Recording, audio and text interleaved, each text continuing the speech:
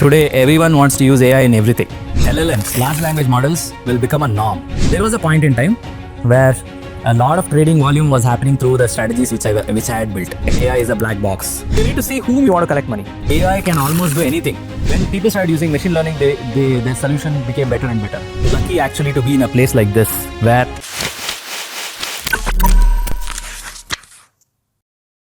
I'll start off with my introduction. They already spoke about few things, but I'll tell you what drove me to do all of those things. Okay, and then after that, I would like to see few of your projects. I heard that many of you here have done some interesting projects where you can show me those things.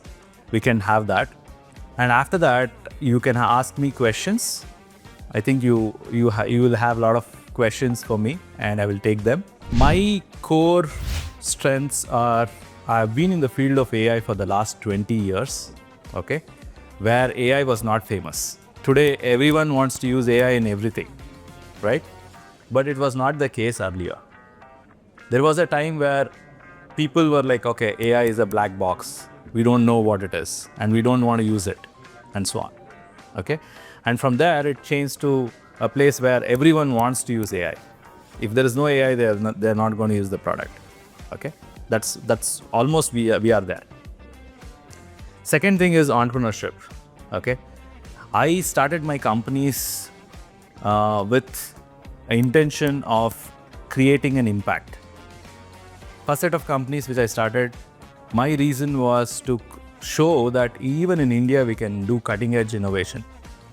So this is back in 2014-15, where I saw that all the people here, smart people, even from top colleges and so on, they were doing work which was like, support work or fixing bugs and things like that. At least now we have some good startups doing some good work, but it was not the case back, 10 years back. And I felt we need to show that we can do some really interesting cutting edge work, research-based work, and it can be done in India. Okay. So that is the reason I started my first set of companies, and second set of companies, which I'm running now, I started because I wanted to show that we can actually use technology to create deep human impact. Okay. So it all started when I was your age. When I joined engineering, I took up electronics and communication back then. Okay, that was the hot topic then. This is almost 25 years back, okay? So it was the hot topic. And one of the reasons I took that is I wanted to understand how computers work internally. Like I had this computer which was working, doing all these fancy things. And I was like, how does it internally work? I wanted to understand the internal mechanism, okay? So I spent a lot of time when I joined engineering, instead of learning for the exams and stuff, I don't know, you are lucky actually to be in a place like this where in the beginning itself, the focus is, working with industries, startups and all those things. This is the right way of learning. So when I was studying, it was different. Even in other colleges, even today it is different. Everyone studies for exams. They want to score good marks. Okay, and marks doesn't mean anything when you go out, right? When you go to the job market, it doesn't mean anything. So I didn't study for marks. I was studying to understand something deeply. Okay, I wanted to understand how things work. So I wanted to build these things myself. But building a computer yourself is almost impossible, right? Because it has all these chips and, each chip has so many gates and so on. But there is a technology called field programmable gate array. Okay, it's even popular today. Using programming, you can actually code a chip. You can basically tell the chip how the hardware should work using the software. Using that, I built my own microcontroller, 8-bit microcontroller with my own assembly language, my own instructions. Like the instructions in assembly language will be things like add A, B. So there are two resistors, you are adding them. Okay, and that addition happens in hardware. Okay, the data comes in and gets added and so on. And then you have jump commands and small commands, right? So instructions that you'll have. So I built that, and when I executed the code, I really understood how things work internally. Okay. The reason I'm telling you this is If you want to understand something, you need to build it and understand it deeply. When you understand it deeply, right, you get an intuitive knowledge of how things work. And when you get that, you can crack any problem. Okay? Then once I understood that, I wanted to understand how operating systems work. So I took some courses and I was doing all of that. Back then, neural networks was a fancy topic. I wanted to understand how human brain works as well, but the only thing I could take was neural networks, which is based on computers. So I took that and I was so interested that I decided I will do my master's in the same field. Okay. So I did my master's in neural network. This was back in IIT Delhi when AI was used in certain activities, but not to much extent. People used to use some algorithms and things like that, simple algorithms and so on. So I started doing text mining. Text mining is, you would have heard of text mining today, but like for example, if there are various documents like various news articles, can you automatically classify which one is politics based news, music based news, and like entertainment based news and so on. Okay, that is a very easy activity today. You can just ask a LLM to categorize. It will not just give you category, it will give you subcategory and everything. Okay, you just do a prompt engineering. How many of you have done prompt engineering? Raise your hands. Okay, few of you. Everyone should do it. Okay, because in programming, using LLMs, large language models, will become a norm. Okay, everyone has to learn how to do prompt engineering. Okay, it's very easy. It's English language, but how to use that language to instruct a machine, a large language model to do what you want is an art. You can learn it very quickly. Maybe you can learn it within a week. Okay, it's very easy. You need to learn it. Okay, so for just classifying the documents, it was my MTech thesis. It took me 1 year of research, figuring out which are the best models, how to do feature engineering. Feature engineering is, for machine learning models, you need to do spoon feeding. You need to tell, you consider this, don't consider this, this is not important, this is important. You need to tell everything, only then it works. Now you don't have to do anything, you just give text, it works, right? So there is a huge progress which has happened in the last 20-25 years. Huge progress, okay? And you are at a stage where AI can almost do anything. Like, small code bases, whichever you are writing, it can write in few seconds, right? So the AI has become very powerful. So now, after that, I joined investment banking. Investment banking is where there's a lot of math. Okay, I loved math. So I thought, let me join investment banking and do some cool things there and use AI there. So I used to develop algo trading strategies. Algorithmic trading is teaching an algorithm or a program to automatically buy and sell and make money. That is algorithmic trading. So I was doing this. This was my profession for almost 10 years. I worked in companies like Bank of America, Societe Generale, Edelweiss, and so on. So I used to develop trading strategies, some using machine learning, AI, and some without machine learning, using statistical modeling and things like that, to automatically trade and make money in the market. Okay, and there was a point in time where a lot of trading volume was happening through the strategies which I had built, to such an extent that my trading strategies were trading the most in the NSE market. Okay, so after that, I was in IIT. I was in the control and automation department. That is like robotics, control, and all those things where we were using AI. I felt that I've entered this financial field and I'm losing my skills on robotics. So I thought, let me start a lab, robotics lab. So I started this lab. I got all kinds of equipment, IoT related things, a 3D printer. I configured the entire 3D printer and then started doing things on computer vision plus AI related things, like a robot which can automatically figure out things. So I'm just telling you this. These were the kind of fun projects I used to do, but that gave me a lot of confidence. Okay, I was working as a professional in a company. I was, heading a team, quant team. At the same time, I felt I could do more. Okay, because of my lab and what I was doing, I felt very confident that I can quit my job and start my own companies. That's when I started one by one all my companies. And now I am running currently 3 companies. These are 3 for-profit companies and 1 non-profit. So one of the companies which I run is called HueLearn. Okay, HueLearn, what we do is we bring in the concept of neuroscience. Okay, in a classroom like this, the most important organ for you is your brain.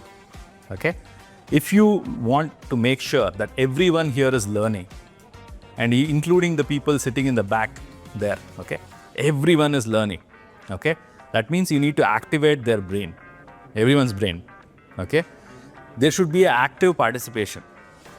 Okay, there should be interest from everyone, right? Two-way communication. So all these kinds of lot of techniques are there in neuroscience which we can use to make sure that people learn well. Okay, when you combine that with AI, you can scale it. Anything, when you combine it with technology, you can scale it. Okay, so here you are talking about various neuroscience concepts, and you can mix it with AI, and then you can scale it infinitely. Okay, so and that's what we are creating. It's called HueLearn. So this is about who I am, what motivated me to come here, and what I am doing currently. Okay, so we have 2 choices now. One is we go through the things which you have done, so that I get a perspective of where you are. Okay. Another thing is we can start off with the questions right now. We can have the questions. Probably there must be a list of questions you already have. Okay. We can start off with them, and then we can go to the presentation. How do you want it? How many of you want questions now? Raise your hands. Okay. Presentation now. Raise your hands. Okay. Presentation now. Okay, fine. Think of it as an opportunity. Okay, don't think, okay, I'm going to point mistakes in what you have done. That is not the intention. Okay, you are first year students. Imagine, you are first year. For me, you are like kids. Okay, so you are first year students. So even if you do mistakes, it is good. I'll be very happy that you tried doing things, right? So it is most probably I'll be trying to help you here, right? So don't consider this as something which, oh, why should I do? What if the class thinks I don't know something? All those things, you leave all of that and you come here to learn, to know something new so that you can use it in your startup idea or whatever you want to do. Okay? So, hello all. So basically हमने ये चित्र माया बनाया था, जैसे हम लोग को एंटम में प्रोजेक्ट मिला था, तो उसी को हमने बना रहे थे बेसिक, उसको एक्सटेंड करते गए, तो एक्सटेंड करते करते तक यहाँ तक पहुँचे हमारे पीआरडी से ऊपर। सो बेसिकली हमें दिया गया था प्रोजेक्ट जैसे IMDb है, तो IMDb जैसा ही कुछ बनाना है, लेकिन एज अ एक्सटेंडेड वर्जन, जो IMDb में चीज़ें नहीं है वो डालने हैं। और हमने उसमें कुछ एडिशनल चीज़ें ऐड की है, जैसे कि आप वहाँ पर फेवरेट्स दिखाना, हाँ, जैसे ये क्रिएट अ प्लेलिस्ट, जैसे आप स्पॉटिफाई यूज़ करते होगे, तो स्पॉटिफाई में एक फ़ीचर है कि आप अपने, जैसे मैं और तनिष्क है, तो हम दोनों मिलके एक प्लेलिस्ट बना सकते हैं जिसमें हम म्यूज़िक सुन सकते हैं या कोई भी। तो वो हमने सोचा था किसी भी मूवी रिकमेंडेशन वेबसाइट या फिर नेटफ्लिक्स, अमेज़ॉन, कहीं पे भी नहीं होगा, तो वो ना क्यों नहीं चीज़ ये ऐड किया जाए। तो ऐसे हम एक एक्सटेंडेड वर्जन में, हम जैसे मेरा कुछ टेस्ट है जॉनरा का, एक्शन, तनिष्क का कुछ एक्शन है, मैं वो मूवी देख रहा हूँ, तनिष्क देख रहा है, तो हमने एक ये बना दिया कि आप प्लेलिस्ट है, आप प्लेलिस्ट बना के दूसरे को शेयर कर सकते हो, कम्युनिटी सेक्शन डाल सकते हैं, कम्युनिटी सेक्शन हमने बनाया था, और कमेंट सेक्शन, जैसे कमेंट एज इन की क्रिटिक वे में कि आप अनोनिमस रह के आप कमेंट कर सकते हो, जैसे कुछ मूवी आपको लाइक किए नहीं लाइक किए, तो अब बेसिकली अगर आप अनोनिमस में है तो बहुत सारी गालियाँ पड़ेंगी, तो ऐसे हमने अनोनिमस वे में डाला था। और भी चीज़ें इसमें आप ट्रेलर देख सकते हैं, वॉच टाइम है। So very good guys, so what you have done is very well. go to your website. So see, some of the things which you need to choose well when you are creating a web application or any kind of app, you need to know what is the front-end technology you are using, what is the back-end you are using, what kind of databases you use, how is your connectivity happening, how do you scale it, okay? So this is on the technology side. You need to first figure out these things before starting. I'm just telling generally, because you will know, most of you will know this, and I'm just telling you. The second thing you need to know is whom you are selling it. Let me talk about business now, okay? The main thing you need to know is whom I am selling it to, okay? Who will be my target customers and how will they pay? How will I make money out of this, okay?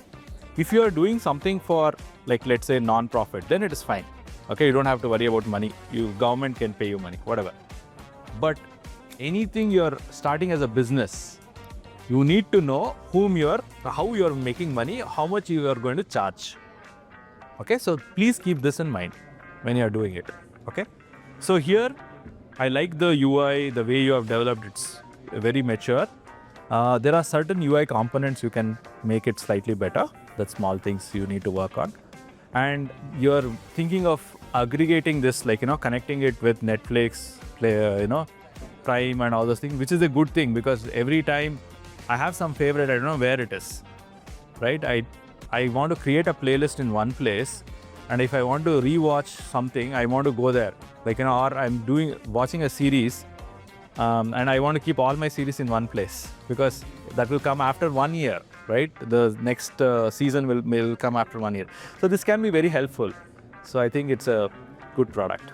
So, okay, one of the key AI things which AI revolution started probably in the beginning of 2005, 2006 kind of time, and second phase was 2012.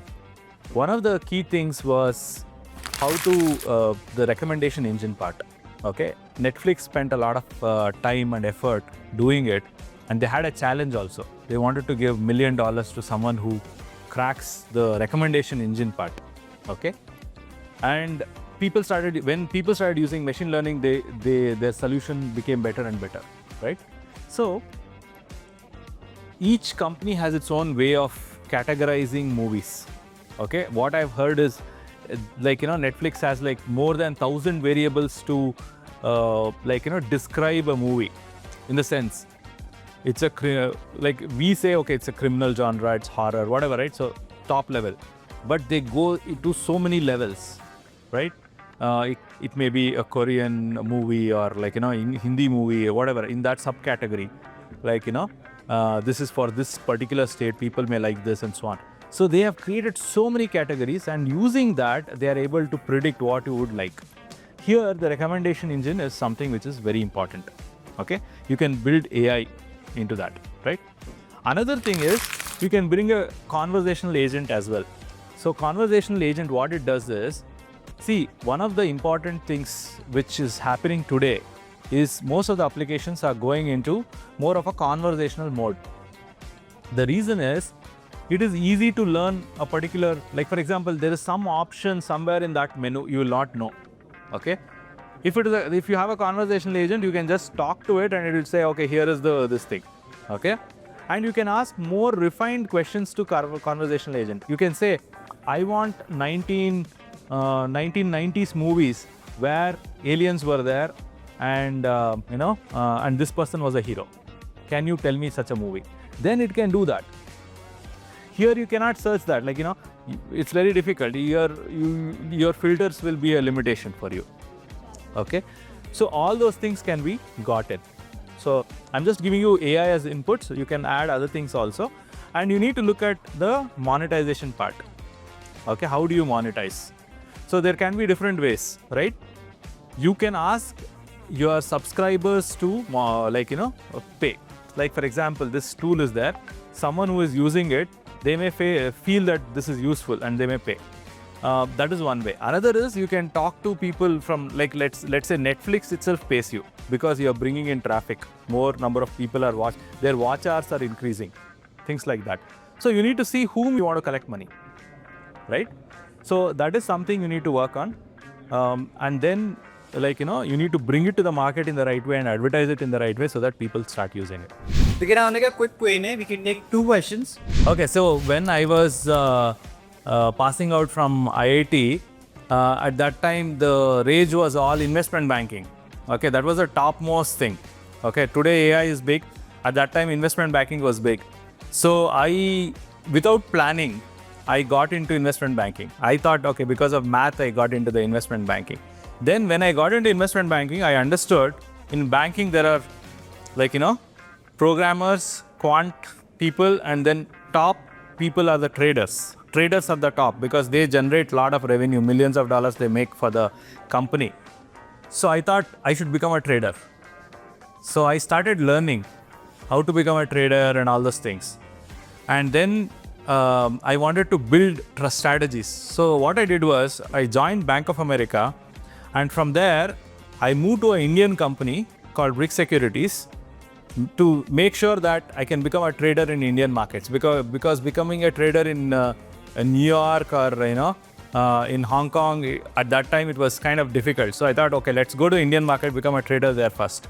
So I joined Brick Securities, started developing trading strategies, and then I learned enough to become a trader. Went to Edelweiss, I did high frequency trading there, and after that I joined Societe Generale, and I used to develop trading strategies for long-term trading. So to become a trader, you need to be good at few things. One is programming. You need to know C++ and other things, right? Because you need to do high efficiency coding.